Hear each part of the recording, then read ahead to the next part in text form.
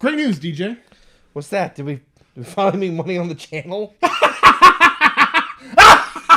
No. I got us friendship eggs. Oh, cool. That's right. I got you an egg. I've got an egg. Now we have a perfect symbol for our friendship. Oh, thanks, John. Yeah, big old goose eggs. Hand-painted and definitely completely useful. Awesome. What do we do with them? I didn't think that far ahead, actually. I mean, they look cool, but I don't think it would be practical carrying them around in like my pocket or anything like that. I might lose it. And I don't want to lose this friendship egg symbol. How about we just set them right here? It's a good idea. We'll definitely not lose them that way. Yeah. We'll just leave them there. That's fine. That looks great. Yeah. That looks good. It looks good. Nobody's going to steal those. Nobody can steal our friendship.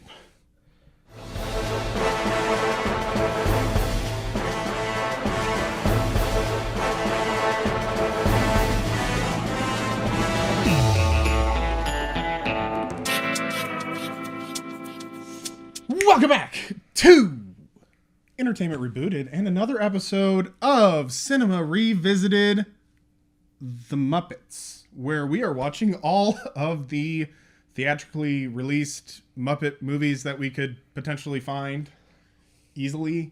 And we're going to talk about the good, the bad, the ugly, and the iconic of these movies, and just have a little bit of a general discussion, I suppose, about the Muppets, specifically tonight's film, The Great Muppet Caper.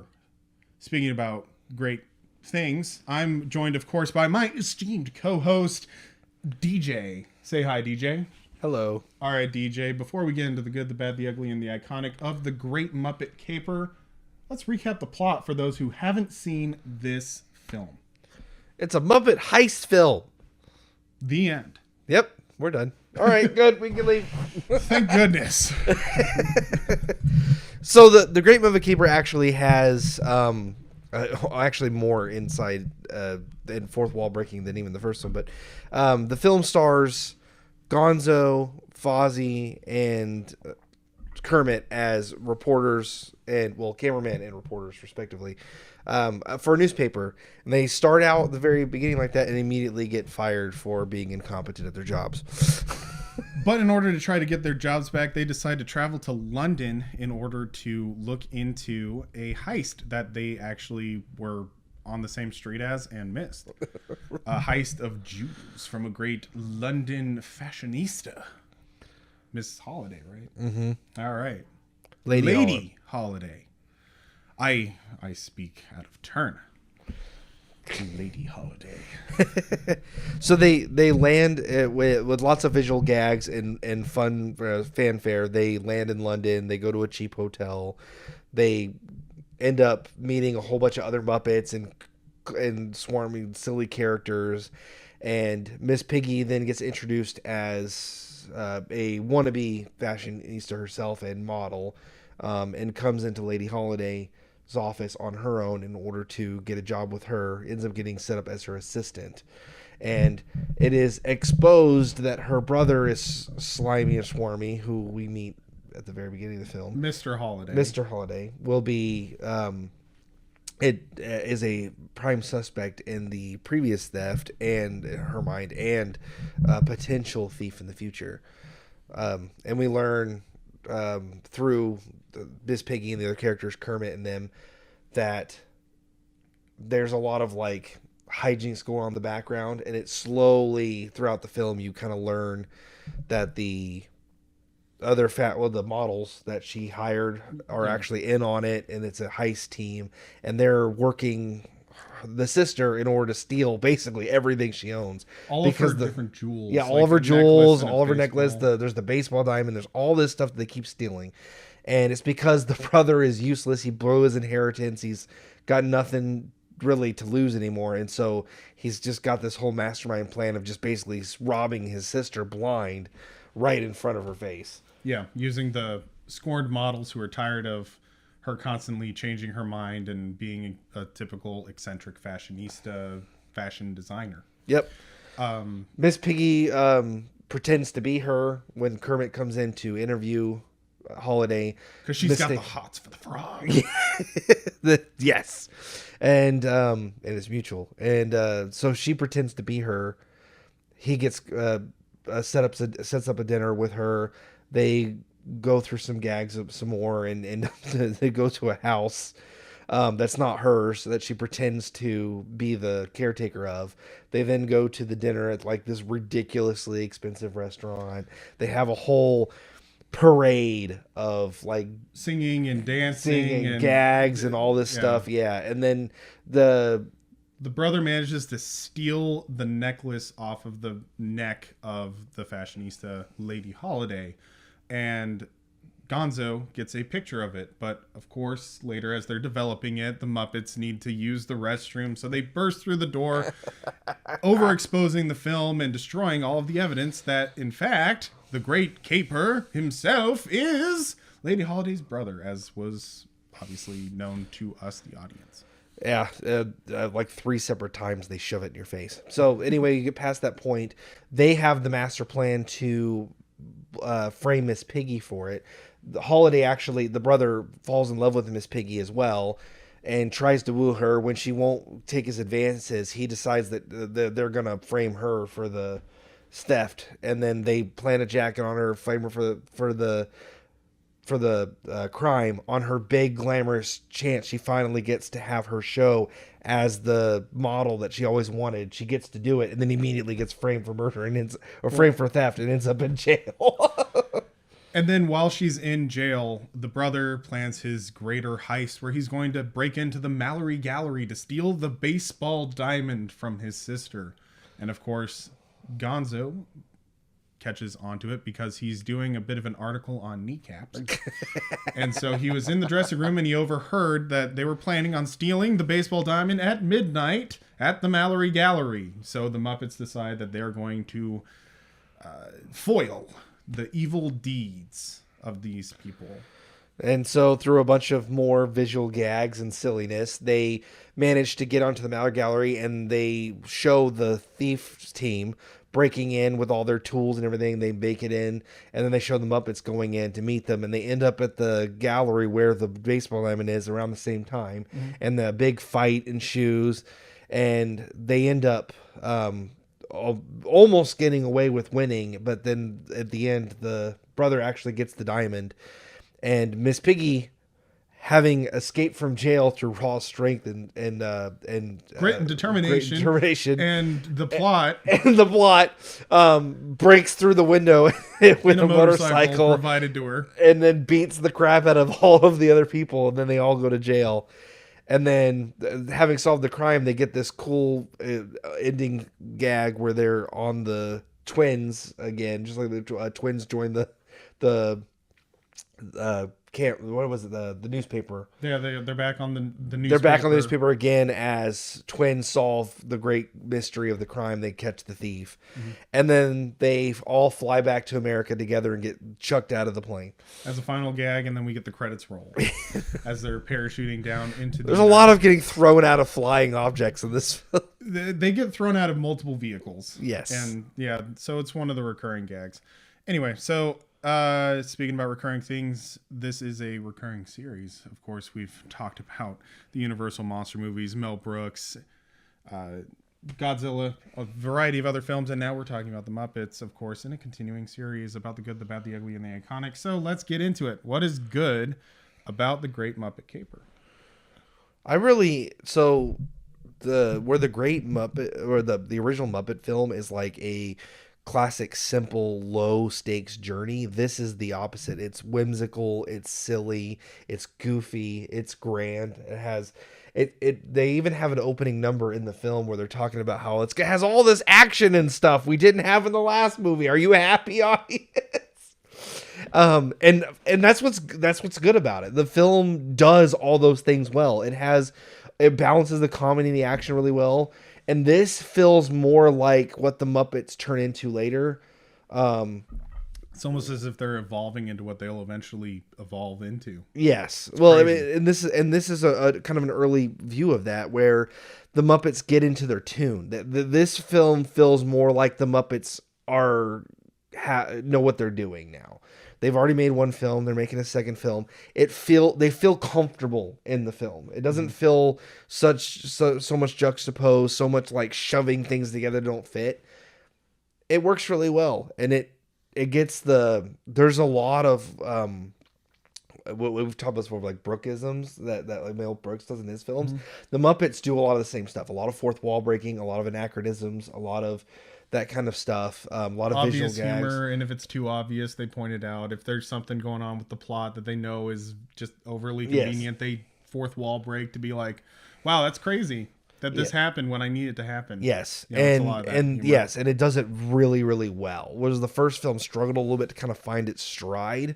It's a good film, but it doesn't really know what it wants to be. This film just goes for it.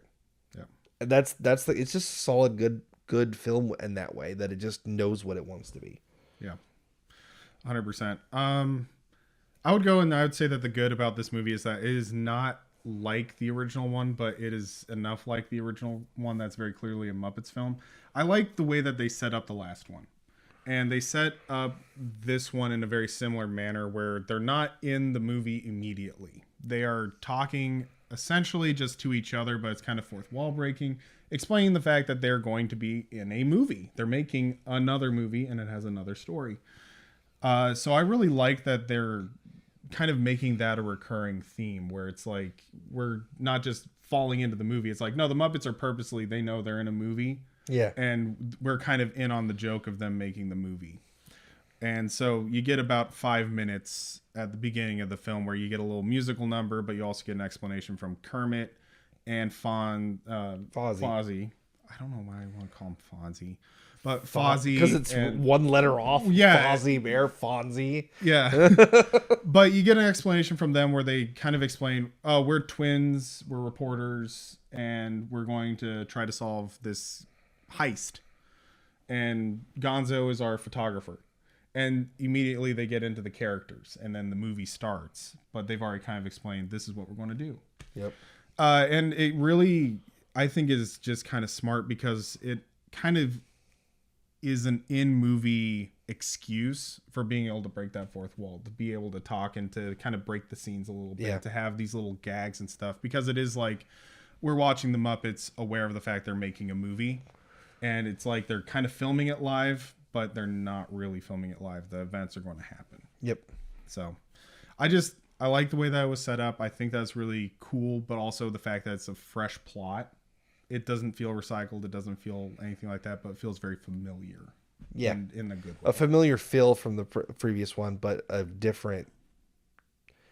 I don't know how. That's a hard thing to describe, but I know what you mean. Yeah. Yeah. Very fresh story.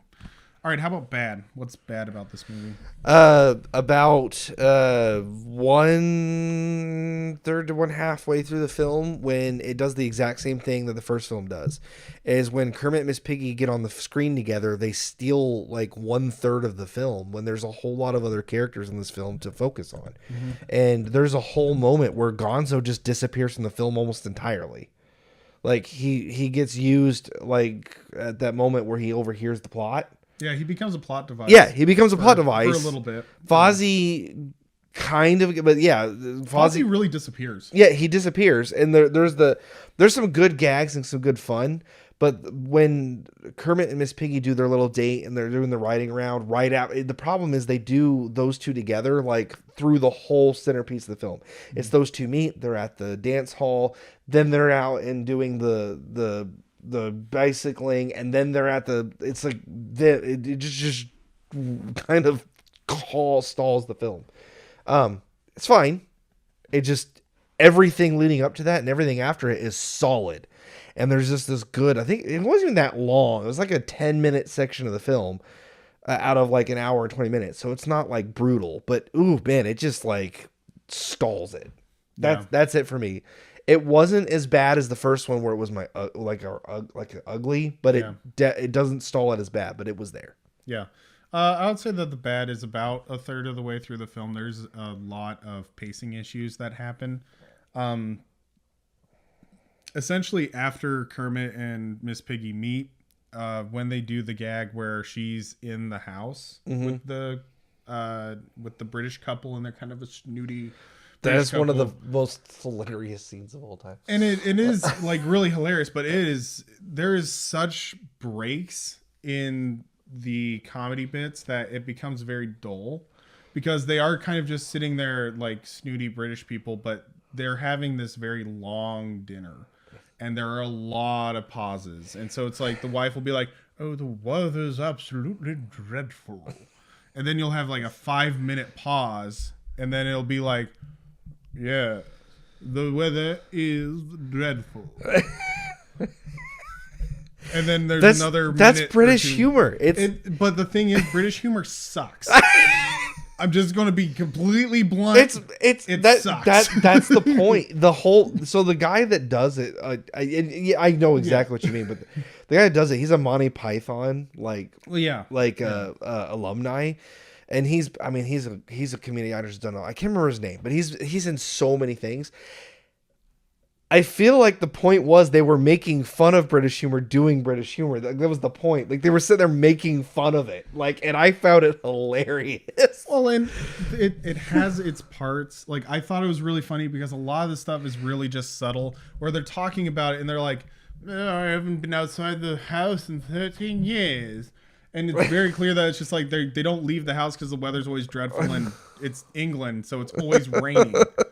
So that was like, it's like the humor and the jokes are really good. The thing is that they break so far apart between the lines. I think part of the problem is the issue that you had before, that we both have, is that it drags on with the Miss Piggy Kermit stuff so long that every individual scene that is funny on its own feels like it's too much because it doesn't stop doing it. It's in a row and a row and a row and a row and a row. Well, right, but also you're switching from American-paced humor and Muppet American-based humor to, so like, essentially live-action cartoon humor, where it is like there's gags, it's a visual gag, there's things going on in the background, there's the comedy, they're breaking the fourth wall, they're talking to each other in funny ways, and then it goes from like this Muppet quick humor, and even like the human humor has its own little pace, but it's more Muppet paced. And then it goes immediately into like full bore British humor. And British humor is a completely different pace. It's very dry. It is really about like very subtle things. And honestly, I'm not a fan of British humor in general. That's fair. I do kind of get bored because it's like they say something, and I get dry humor and things like that. But I don't need a dry humor and I don't need that moment to be a snooty British person practicing my accent. Let it be known. Let it be known that John hates British humor. I'm not a fan. I'm not a fan of the pacing. Fair enough. And it feels over, and it's supposed to be exaggerated, but it didn't need to be exaggerated because it's just like, oh, they switched to British humor, and you could literally have the humor be just, they're complaining about the weather, and then like one of them turns to the camera, it's like almost as if Britain has terrible weather or something like that. Like, it rains all the time, yet we're so dry. You know, wow. But I would just say that pacing gets really bad, and then it moves from this like gratingly slow British humor scene to the main aspects of Miss Piggy and her taking up a lot of screen time and her having these really extended music numbers and these really extended times. And it goes back to like the ugly of the last one. It's not quite as bad in this one, but there is that block in about a third of the movie that the pacing gets really bad, and then it gets exacerbated by, let's give Miss Piggy all of this screen time. Let's give her these really long, drawn-out musical numbers and things like that. That is one thing I will say that actually is different from the first one, is we said that the ugly was like Miss Piggy thing, but it pulled away just as it went too far. This one actually pushes it too far, but it's not as grating. So it's like, it's not as bad, but it also pushes it further than the first one did. Yeah. And so in the end, it ends up a little more like, okay, we got it. We get it. Stop. Yeah. And it doesn't end up in like the grating territory, because when it is like full-on grating, Kermit breaks the fourth wall and straight up talks to Miss Piggy about the fact that she is overacting and being terrible at it. And it's like, you acknowledged it. Okay. That turns it from like ugly to like, I didn't enjoy this aspect of the movie, but at least you kind of knew. So I'm not going to give it like the ugly, but it is bad. Yeah. But going into though, ugly, what is the thing that you would probably warn somebody about before they get into this movie? That was a lot harder with this one. The last one, it was a little easier to pick. This one, it definitely has aspects that are a little rough, but I would say for this one, actually, I kind of agree with you. Also, the ugly of this film is really a personal taste thing. And that is like its setting and everything. It is set in Great Britain for the most of the film. And a lot of the cameos, a lot of the actors are British actors. There's some American mixed in stuff and everything, but it's mostly British and everything. And there's a lot of British humor, a lot of British jokes, and a lot of British references. And if you miss those, it can be a little bit of a turnoff. Not just for modern audience as well, but there was a few even other film references in that with the truck, which was doing the thing that you kind of have to do your homework almost, or have had to see other films. This is a movie for people who watch films. This is not something you can just watch out of the like vacuum. The first Muppets film, you could have actually not really have seen any other. It could be the first film you've ever seen, and you can get a lot of it. You would miss some of the cameos and stuff, but you can enjoy like the situational humor because it's kind of like real life stuff. This is a high stakes comedy thriller film, really, is what it is. And it's a very different kind of film, and it references a lot of things. We talked about this a little bit in Mel Brooks with his the high anxiety, where like you almost have to see like 30 other films to get the jokes. This film definitely will suffer from that a little bit, a lot more than the last one. If you don't know other films, there's gonna be a lot of things in here that you will go right over your head, and that's really an ugly. Like it requires homework. If that's a turn down, that's gonna be something that blows you out of the water. We're gonna want to skip it, but I think it's still worth it. Yeah. I would probably say that the ugly is that there are a couple of things in there that do date it a bit. That's fair. You know, it makes a reference, like it makes a reference to Smokey and the Bandit, and Smokey and the Bandit's a great film, but I'm not going to go and say that it is like this culturally iconic movie to the point where every single person has seen it, or at least knows about it. Like, you really kind of had to have had a parent who has seen it, ran across it, and that's one of them. There's a bunch of other ones too. Yeah, but it's also like Monty Python. You have to kind of know that they are using this very specific actor because he is in a very specific set of films that were really popular at the time. Monty Python, like, I recognized him like a little bit. I've only seen The Holy Grail, and it was once when I was in high school. I don't think he's even in that one. Well, I've seen a couple of skits. Like I recognized him. Yeah, he's in a lot of the show. Not enough to be like, oh yeah, that guy. Yeah, he's in a lot of the series, and he's in Meaning of Life, I know for sure, and I think a couple others. But he was very prominent in the series. Okay. And so if you've seen some of the episodes of Monty Python, the series, The Flying Circus, before they did their films, you would recognize him from that. And then he's been in a lot of things since. He was in Rat Race. Never seen it. Oh, okay. Not a connoisseur films, I see. No, definitely not. Watch Rat Race. It's funny. It's not the best movie ever, but it is funny. It's got Mr. Bean in it, and it's got him and several. And it's Seth Green's in it. Anyway. Oh boy, a bunch of British people and Seth Green. There's a lot of American comedians in it too. I'm kidding. But I would say that this one is a little bit more dated, but it's also like pointing out more that they're doing cameos and things like that. Like, I didn't get any of the actual like human cameos. Like, they even pull aside where the guy who's driving the truck is very clearly a cameo, and they throw him out in Oscar. Oscar the Grouch. Yeah, Oscar the Grouch. Okay. He pops out of the can and it's like, oh, what are you doing here? I'm here for a brief cameo. And he's like, ooh, same. And I'm like, okay, random dude that I don't know anything about. You deserve this. I could 100% believe that you drive cement trucks in Britain. I have no idea who you are. So it's like some of it's a little bit more dated, and they show a little bit more of these themes that are a lot more dated than the other one. Yeah. The other one feels a lot less dependent on the time. Well, and a lot of the cameo stars in the first one are stars that were very well known for a long time. But also, this one has a lot lesser, yeah. But also, they're not as forward-facing about the fact that it's a cameo. Yeah. Like, Bob Hope's giving out ice cream. He's just an ice cream guy. He doesn't stop and be like, oh, man, I do that to support the troops. Or, like something like that. Like, he doesn't... They're not pointing out the fact it's a cameo. He's just in it. Like Mel Brooks is playing a character. He's not going in, oh, I'm Mel Brooks.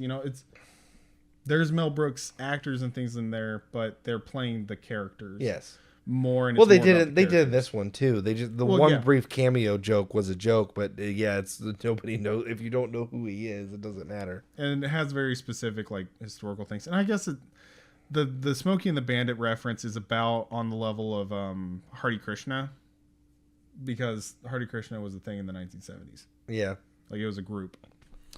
So it's kind of on the same level, but I would just say that this one, it feels more kind of like, okay, I'm definitely missing something if I don't know this person, if I don't realize what they're doing. Right. Well, and the first one had the same issue, but the actors are a lot more prominently known in that film. It had a lot of big, well-known people.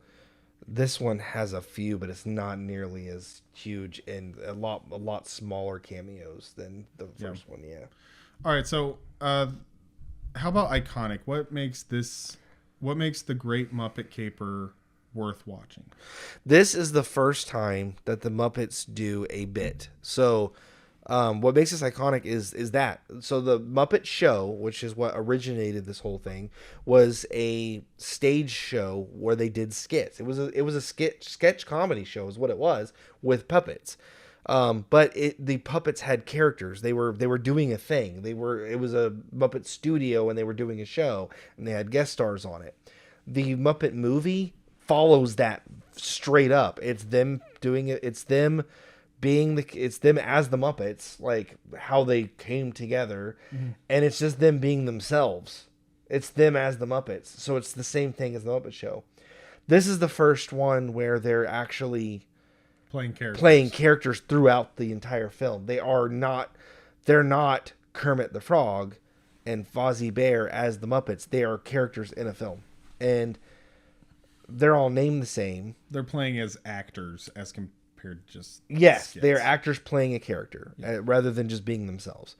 They still use all the same names in this one, but that's the only thing that's the same. It's still Fozzie Bear, Miss Piggy, it's Kermit, it's Gonzo, but it's Kermit and Fozzie as twin brothers that are reporters. It's Gonzo as a cameraman. It's Miss Piggy as an aspiring fashionista. It's them playing a specific character in a specific thing that they are, and being a little different than their characters were in the first film. They acted like they did fairly close to how they did in the show. And this one, they act separate from themselves, like you said, like actors. They're acting as if the Muppets themselves is an actor in a film. And that is iconic because that's what sets the stage for what the Muppets become. There's 6 more theatrical films after this one, and they continue that trope of them playing in a character other than themselves. Especially when you get into like Treasure Island and Christmas Carol, where it's like they're not even playing Kermit the Frog as they are playing Bob Cratchit. Yeah, they actually use the name of the characters that they're playing. Yes, and that becomes important because this, even though they name the same, this starts that. This is the start of that. This is the start of the Muppets being something besides just silly characters that do silly things. They can actually act as actors. Yeah. It opens up like a world of possibilities essentially, and also it is a more it feels more like a traditional movie story as compared to this is just how we got together. It's a fun recreating of how the Muppets came to be. It's like, no, this is like a separate story. Yes. And we're aware of the fact that it's a made up story that we're doing. This is the transition of the Muppets being a gimmick or like a group into or a genre even into a medium of entertainment. Like claymation or Lego or anime or anything, like a different way to show it, but it's not Muppets before this almost felt like it was a genre. They're puppets that do one silly thing. They do set piece gags, and that's all they ever will do. Until this film. No, they can act. They can be independent characters. Yeah. I agree with you. Like, I think that is really iconic because it is like, it's a franchise defining film. Yes. Even if it's not the most popular movie, it is the second one, it is the sequel, but it is establishing the franchise and branching it out. It is giving it that grounding where people are like, okay, I can see Kermit the Frog, Fozzie Bear, and Gonzo playing characters, and they are playing those characters the entire movie. It's not just them doing a sketch. Yep. It's not just them retelling a story about themselves. They are playing a character, and I can see them as an actor doing a movie as compared to a puppet character doing another sketch. Yep. With them being the character. So I agree with you 100%. Like, I think that is what makes this iconic. I like the words you use, the franchise defining film. That's the words I was looking for. That's what it is. Yeah. And that is iconic. I think it's worth it because it's a good transition. Like, if you watch the first one, you're like, okay, the Muppets are Muppets and they have their own little backstories and things like that. The first film feels like the Star Trek film does a Star Trek series. It's a way to like bring the characters back together but do the same thing. Mm-hmm. This is the Wrath of Khan, where it's these characters are doing something. They're actually being used in a different situation in a specific scenario. You're not just rehashing what we've already done before. Yeah. So yeah, I would just say that it's worth watching too because it's fun. It's a unique story. It's fun watching these characters. Still, it is Fozzie Bear. Did I just compare the Muppets to Star Trek? It's fair because first Star Trek movie is just kind of an extended Star Trek episode. Yes, Ravicon is more of they're using them to do something different. Yeah. So it's accurate. Never thought I'd make that comparison. Okay. Who knew? Ooh. We actually have conversations about movies on this channel. It's crazy. And we reference other movies as if we like talking about movies. I feel like we actually, funny enough, as a movie channel, we don't reference other films. I thought originally when we first started and we do stuff, we didn't mention a lot of other stuff very much. But now that I do it, I actually feel more comfortable doing that. And I feel like we probably should do that even more because that's kind of what we're about. Like we watch a lot of films. We should be able to compare them to other stuff without feeling weird about it. But I guess that's just something that comes with the territory. Well, and that's the thing too, is we're becoming more comfortable with it. We've been doing this for 3 years. Yep. Like that's the thing is it's a lot of fun. We talk about different movies and things like that, but also like it's been 3 years where we're actually, I think, just taking it more seriously about watching movies. Yeah. So this was a pretty fun one to start out with the Muppet. The Muppets has been we've only watched 2 films so far and it's already a lot of fun. So yeah. This is a fun series. Okay, so that's Good, Bad, Ugly, Iconic. Is there anything else that you want to open up like a conversation about when it comes to the Muppet Caper? Or? This is so we discussed a little bit before, like on this series, because we usually do like the modern audience take thing, because one of our things about our channel is reboot, right?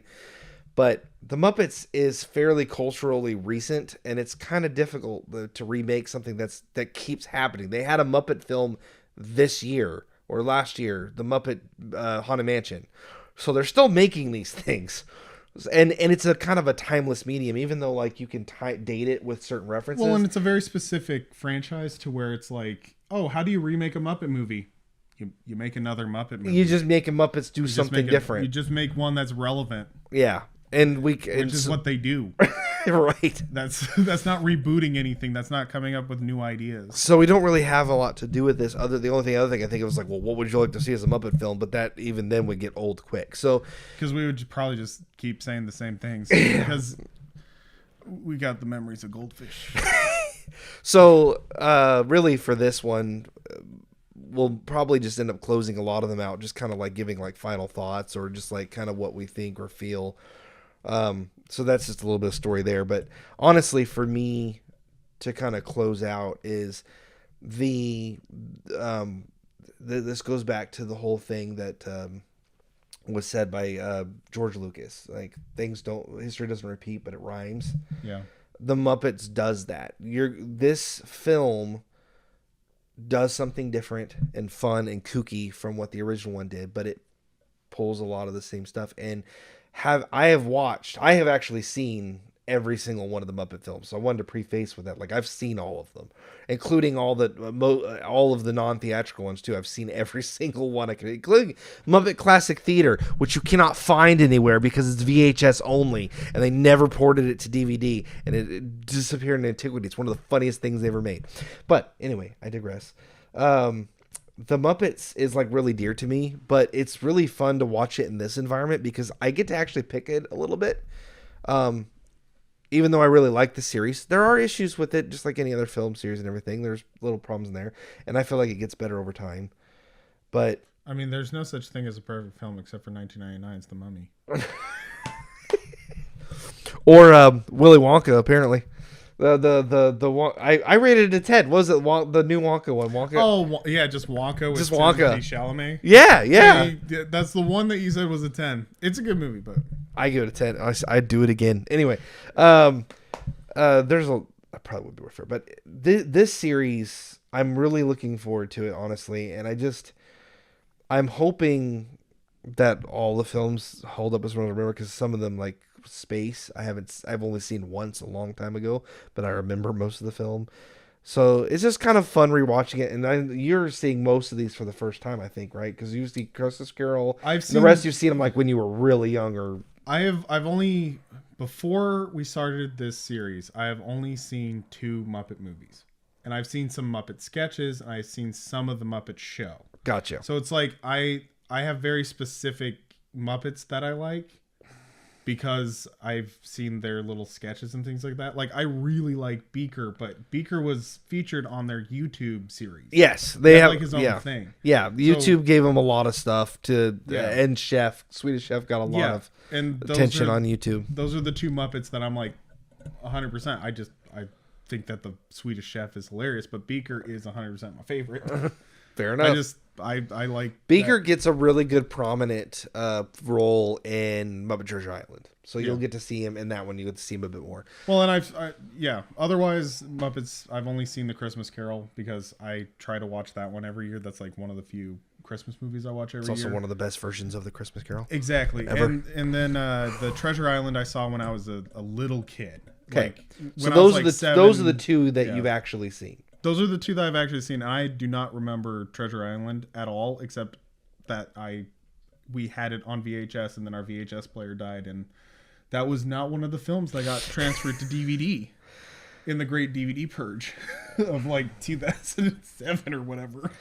Well, the good thing is a lot of all the theatrical films, I think, were moved to Blu-ray, even except for maybe. In that specific set, there's like 3 that are missing, and I'm going to have 1, to 2, 3, 4, 5, 6. There's 2 missing. I don't know which ones. I think it's Muppets Space, and Manhattan. Muppet State Manhattan. So a little plug here too is John bought this wonderful little Muppet collection, which is out of order and weirdly set up, but it has the most popular 6 Muppet films, that being the original Muppet movie, Great Caper, Christmas Carol, of course, Treasure Island, and then the Muppets and Muppets Most Wanted, the newer ones that were done in the late 2010s. Yeah, and you can find that on Amazon. Just look up like Muppet 6. Yeah, it has all but 2 of the releases, which are the ones we just talked about, Space and Muppet State Manhattan. It does not include any of the made-for-TV films or all the other stuff that they did. But that's what we're watching. This series will be the theatrical releases specifically.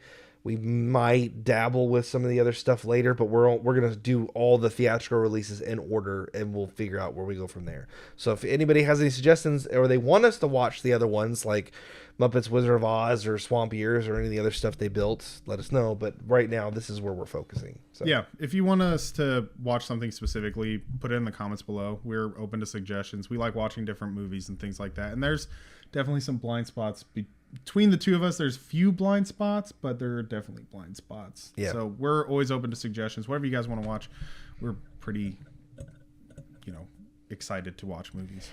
It's a thing. It helps keep me sane. I hope. Well, that was dark. Okay. Speaking of things that are not dark, liking the comments. Yes. Like, subscribe, comment, give John something to live for. He needs this. What I need is to go to bed. My brain's not working. And protect our little friendship eggs here for all days and all things. Yeah. Hopefully they never go missing. Ever. Because nobody can steal our friendship symbolism. Or our friendship. That's not foreshadowing. Don't worry about it. Okay. Anything else? Any final thoughts?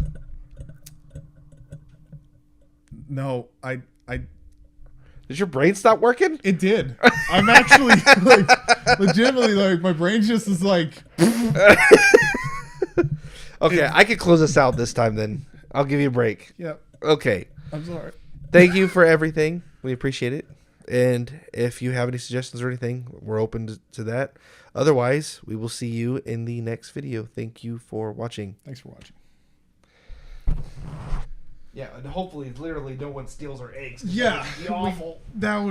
that would be absolutely terrible. So we're just going to go ahead and call it. Oh, try not to trip over anything like that. Hit the lights. Yep. All right.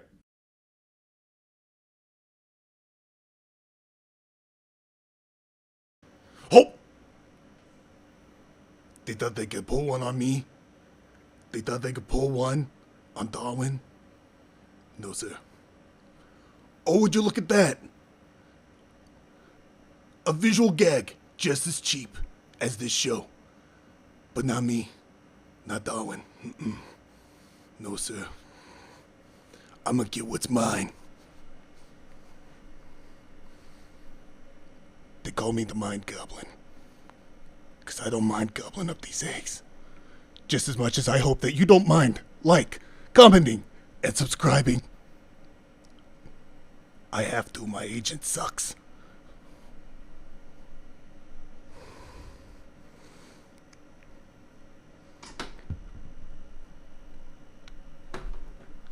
Get over here!